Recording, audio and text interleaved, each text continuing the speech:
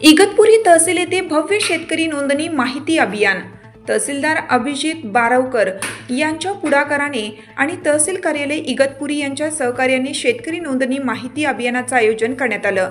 या शिबिरात तहसीलदार, सर्व नायब तहसीलदार तसेच इगतपुरी तहसील कार्यालयातील सर्व कर्मचारी तसेच तालुक्यातील सर्व सजेचे तलाठी, मंडळ अधिकारी तसेच इगतपुरी तालुक्यातील प्रत्येक गावचे पोलीस पाटील उपस्थित होते। शेतकऱ्यांना पीक कर्ज, पीक विमा, किसान क्रेडिट कार्ड, पीएम किसान योजनेचे अनुदान व इतर योजनांचा लाभ मिळवण्यासाठी डिजिटल शेतकरी कार्ड आवश्यक असल्याचे तहसीलदार अभिजित बारावकर यांनी सांगितलं।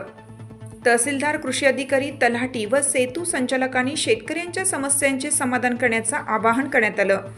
शेतकऱ्यांनी तातडीने नोंदणी करून डिजिटल कार्ड प्राप्त करावे असे आवाहन तहसीलदार अभिजित बारावकर यांनी सांगितले।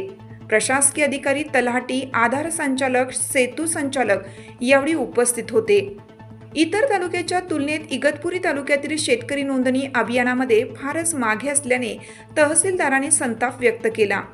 जास्तीत जास्त शेतकऱ्यांचे किसान कार्ड बनवण्यासाठी सर्वांनी सक्रिय होण्याचे आवाहन यावेळी करण्यात आलं। तुमच्याकडून असं अपेक्षित आहे, तुमच्या गावामध्ये मोठा संपर्क आहे, बरोबर? आताची यादी सेतूमध्ये दिलेली, तुम्ही आता तात्काळ काही जणांना नेमलं पण असेल ऑर्डर मध्ये, काही जणांना नेमलेलं नाही, तर तुमच्या गावात काय करायचं, तुमचे तलाठी आणि तुमचे सेतूवाले, आता तुम्ही सेतूमध्ये जायचं, त्याच्याकडे आटाची यादी दिलेली ते प्रिंट आउट घ्यायची, त्याच्याकडून कुणाकडून, सेतूवाल्याकडून।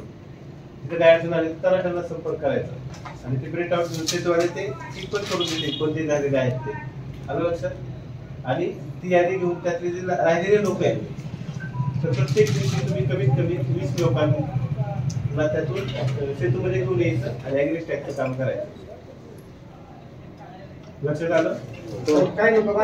ऐका ना, मी सांगतो, ऐका। कोरा फॉर्मॅट पण आहे सेतूकडून किंवा तलाठ्यांकडून कोरे फॉर्मॅट घ्या आणि सकाळचे 3-4 तास आणि संध्याकाळचे 3-4 तास हे महत्वाचे। दिवसभर लोक बाहेर जातात, बरोबर आहे? तर मग तुम्ही सकाळी 7-8 वाजता, ते बरेच लोक दूध घालायला येतात किंवा पुण्याला शेतकरी बाहेर असतात, तर गावामध्ये सकाळच्या 2-3 तासामध्ये तुम्ही 10 लोक जमा करू शकता, संध्याकाळी 10 करू शकता। त्या लोकांना जमा करायची, ती यादी घ्यायची तुमच्याकडे प्रिंट आउट आणि त्यात टिक करत राहायचं, त्या माणसाला सेतूमध्ये घेऊन जायचं आणि त्याला ऑनलाईन करायचं। विषय फक्त एवढाच आहे। लोकमान्य न्यूजसाठी संचालक लक्ष्मीकांत शिंदे, इगतपुरी।